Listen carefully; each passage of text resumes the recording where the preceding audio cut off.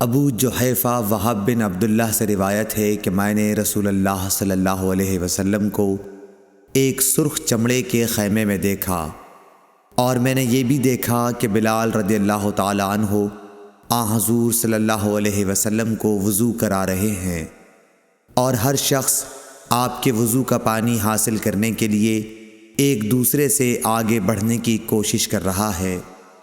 اگر کسی کو تھوڑا سا بھی پانی مل جاتا تو وہ اسے اپنے اوپر مل لیتا، اور اگر کوئی پانی نہ پا سکتا تو اپنے ساتھی کے ہاتھ کی تری ہی حاصل کرنے کی کوشش کرتا۔